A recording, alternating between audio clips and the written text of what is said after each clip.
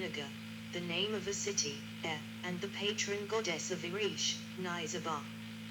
Two phonetic complements were used to define the word U in front of the symbol and GU behind. Finally, the symbol for bird, muan, was added to ensure proper interpretation. For unknown reasons, cuneiform pictographs, until then written vertically, were rotated 90-degree counterclockwise, in effect putting them on their side. This change first occurred slightly before the Arcadian period, at the time of the Uruk ruler Lugazagisi, RC 2294-2270 BC. 48-47. The vertical style remained for monumental purposes on stone steles until the middle of the second millennium. 47. Written Sumerian was used as a scribal language until the 1st century AD. The spoken language died out between about 2100 and 1700 BC. Sumero-Akkadian cuneiform. Sumero-Akkadian cuneiform syllabary, circa 2200 BC, left. Sumero-Akkadian cuneiform syllabary, used by early Akkadian rulers. 49. Right. Seal of Akkadian Empire ruler Naram-Sin, reversed for readability, c. 2250 BC. The name of Naram-Sin, Akkadian, DNA Naram-Sin, Sin being written en.zu, appears vertically in the right column. 50. British Museum. These are some of the more important signs. The complete Sumero-Akkadian list of characters actually numbers about 600, with many more values, or pronunciation possibilities. 51. The archaic cuneiform script was adopted by the Akkadian Empire from the 23rd century BC. Short chronology.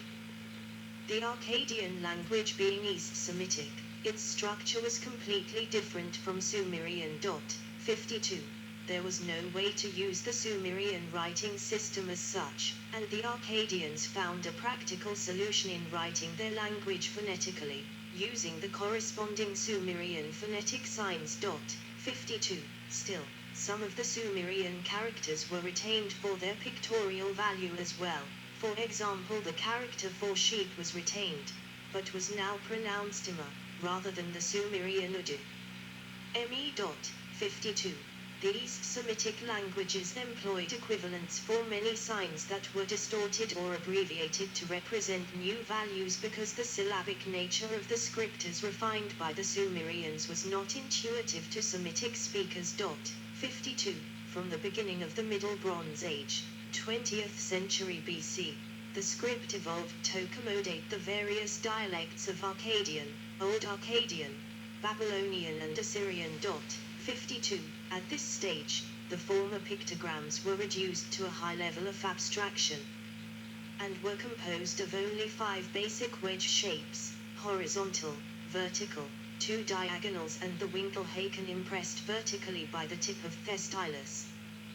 The signs exemplary of these basic wedges are A, B001, U+12038, horizontal, DI, B748, U+12079, vertical, G23, DI10U, B575, U+12039, downward diagonal, G22, B647, U+1203, upward diagonal, U, B661, U+1230B, the Winkelhaken. 2nd millennium BC cuneiforms. The Babylonian king Hammurabi still used vertical cuneiform circa 1750 BC. Babylonian tablets of the Tomb of Hammurabi, circa 1750 BC. Sumero-Akkadian cuneiform, either in inscriptions or on clay tablets, continued to be in use, mainly as a phonetical syllabary, throughout the 2nd millennium BC. Except for the Winkelhaken, which has no tail, the length of the wedge's tails could vary as required for sign composition. Signs tilted by about 45 degrees are called tenuin. Akkadian, thus di is a vertical wedge and di10u a diagonal one. If a sign is modified with additional wedges, this is called Gunyu or Gunification. If signs are cross-hatched with additional Winkelhaken, they are called Ag. If signs are modified by the removal of Orge or wedges, they are called Nutilu. Typical signs have about 5 to 10 wedges, while complex ligatures can consist of 20 or more, although it is not always clear if a ligature should be considered a single sign or two collated, but distinct signs. The ligature Kaksker 7 consists of 31 strokes. Most later adaptations of Sumerian cuneiform preserved at least some aspects of the Sumerian script. Written Akkadian included phonetic symbols from the Sumerian syllabary, together with logograms that were read as whole words. Many signs in the script were polyvalent, having both a syllabic and logographic meaning. The complexity of the system bears a resemblance to Old Japanese, written in a Chinese-derived script, where some of these sinograms were used as logograms and others as phonetic characters. Elamite cuneiform. Elamite cuneiform was a simplified form of the Sumero-Akkadian cuneiform, used to write the Elamite language in the area that corresponds to modern Iran. Elamite cuneiform at times competed with other local scripts, Proto-Elamite and Linear Elamite. The earliest known Elamite cuneiform text is a treaty between Akkadians and the Elamites that dates back to 2200 BC. 53, however, some believe it might have been in use since 2500 BC. 54. The tablets are poorly preserved, so only limited parts can be read, but it is understood that the text is a treaty between the Akkad king Ramses and Elamite ruler Hittah, as indicated by frequent phrases like Ramses' friend is my friend, Ramses' enemy is my enemy. 53. The most famous Elamite scriptures, and the ones that ultimately led to its decipherment, are the ones found in the trilingual Bahishchan inscriptions, commissioned with the Chaemenid kings. 55. The inscriptions, similar to that of the Rosetta Stones, were written in 3 different writing systems. The first was Old Persian, which was deciphered in 1802 by Georg Friedrich Grotefend. The second, Babylonian cuneiform, was deciphered shortly after the Old Persian text. Because Elamite is unlike its neighboring Semitic languages, the script's decipherment was delayed until the 1840s. Even today, lack of sources and comparative materials hinder further research of Elamite. 56. Assyrian cuneiform. Neo-Assyrian cuneiform syllabary, circa 650 BC, left. Simplified cuneiform syllabary, in use during the Neo-Assyrian period. 49. The C before and after vowels stands for consonant. Right, Mesopotamian palace paving slab, c. 600 BC. This mixed method of writing continued through the end of the Babylonian and Assyrian empires. Although there were periods when purism was in fashion and there was a more marked tendency to spell out the words laboriously, in preference to using signs with a phonetic complement. Yet even in those days, the Babylonian syllabary remained a mixture of logographic and phonemic writing. Hittite cuneiform is an adaptation of the Old Assyrian cuneiform of c. 1800 BC to the Hittite language. When the cuneiform script was adapted to writing Hittite, a layer of Akkadian logographic spellings was added to the script. Thus the pronunciations of many Hittite words which were conventionally written by logograms are now unknown. In the Iron Age, c. 10th to 6th centuries BC, Assyrian cuneiform was further simplified.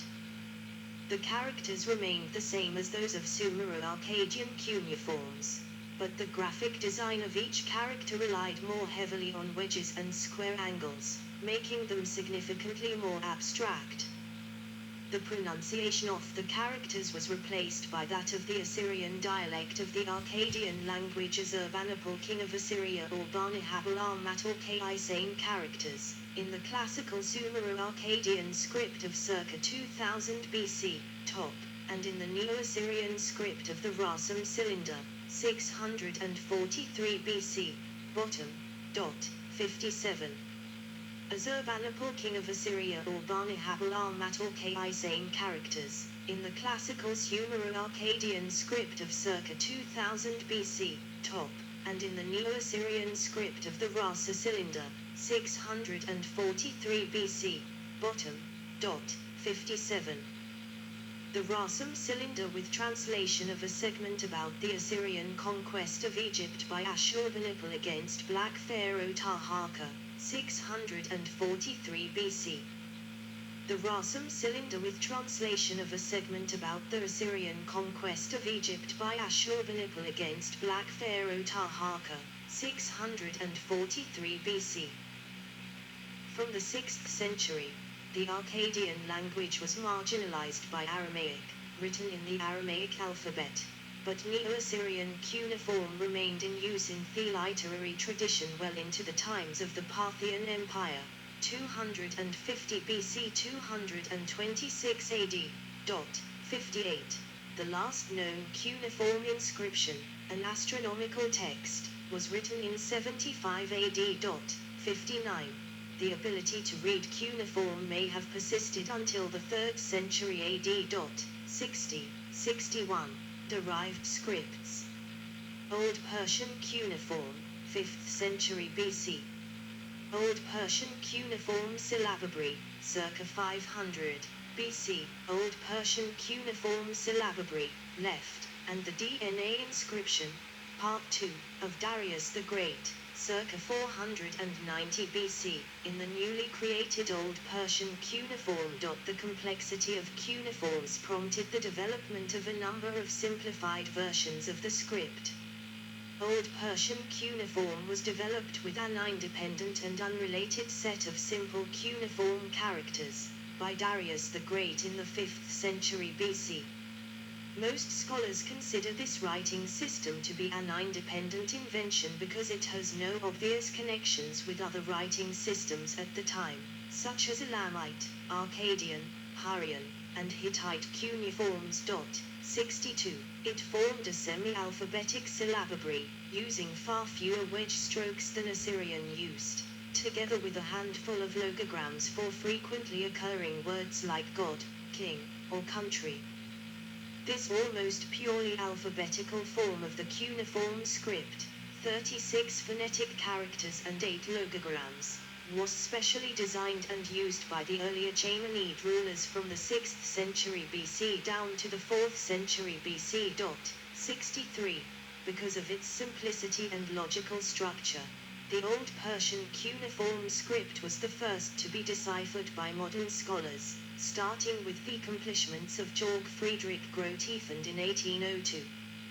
Various ancient bilingual or trilingual inscriptions then permitted to decipher the other, much more complicated and more ancient scripts, as far back as to the 3rd millennium Sumerian script Ugaritic. Ugaritic was written using the Ugaritic alphabet, a standard Semitic-style alphabet, and abjad, written using the cuneiform method. Archaeology. Between 500,000, 14, and 2 million cuneiform tablets are estimated to have been excavated in modern times, of which only approximately 30,000, 64, 100,000 have been read or published. The British Museum holds the largest collection, approximate 130,000 tablets, followed by the Vorderasiatisches Museum Berlin, the Louvre, the Istanbul Archaeology Museums, the National Museum of Iraq, the Yale Babylonian Collection, approximate 40,000, and Penn Museum. Most of these have lain in these collections for a century without being translated, studied or published. 14. As there are only a few hundred qualified cuneiformists in the world. 64. Decipherment. Garcia da Silva Figueiro, 1620. Pietro della Valle, 1621. The first cuneiform inscriptions published in modern times, both copied from Achaemenid royal inscriptions in Persepolis in the early 17th century. Pietro della Vale's inscription, today known as XPB, is from the palace of Xerxes. 65. The decipherment of cuneiform took place between 1802 and 2022, beginning with the decipherment of Old Persian cuneiform in 1836 and ending with Linear Elamite in 2022. The first cuneiform inscriptions published in modern times were copied from the Achaemenid royal inscriptions in the ruins of Persepolis, with the first complete and accurate copy being published in 1778 by Carsten Niebuhr. Niebuhr's publication was used by Cuneiform in 1802 to make the first breakthrough, the realization that Niebuhr had published 3 different languages side by side, and the recognition of the word king. 66. The rediscovery and publication of cuneiform took place in the early 17th century, and early conclusions were drawn, such as the writing direction and that the Achaemenid royal inscriptions are 3 different languages, with 2 different scripts. In 1620, Garcia de Silva Figueiro dated the inscriptions of Persepolis to the Achaemenid period, identified them as Old Persian, and concluded that the ruins were the ancient residence of Persepolis. In 1621, Pietro della Vale specified the direction of writing from left to right. In 1762, Jean-Jacques Barthélemy found that an inscription in Persepolis resembled that found on a brick in Babylon. Carsten Niebuhr made the first copies of the inscriptions of Persepolis in 1778 and settled on 3 different types of writing, which subsequently became known as Niebuhr I, II and III. He was the first to discover the sign for a word division in one of the scriptures. Olaf Gerhard Tijssen was the first to list 24 phonetic or alphabetic values for the characters in 1798. Actual decipherment did not take place until the beginning of the 19th century, initiated by Georg Friedrich Cuneiform in his study of Old Persian cuneiform. He was followed by Antoine Jean Saint-Martin in 1822 and Rasmus Christian Rusk in 1823. Who was the first to decipher the name Achaemenides and the consonants M and N. Eugene Bernouf identified the names of various satrapies and the consonants K and Z in 1833-1835. Christian Lassen contributed significantly to the grammatical understanding of the Old Persian language and the use of vowels. The decipherers used the short trilingual inscriptions from Persepolis and the inscriptions from Ganjam for their work. Niebuhr inscription 1, with the suggested words for king, highlighted, repeated 3 times. Inscription now known to mean Darius the Great King, King of Kings, King of Countries, son of Hystaspes, an Achaemenian, who built this palace. 67, today known as DPA. From the palace of Darius in Persepolis, above figures of the king and attendants. 68. Niebuhr inscription 1, with the suggested words for king, highlighted, repeated 3 times.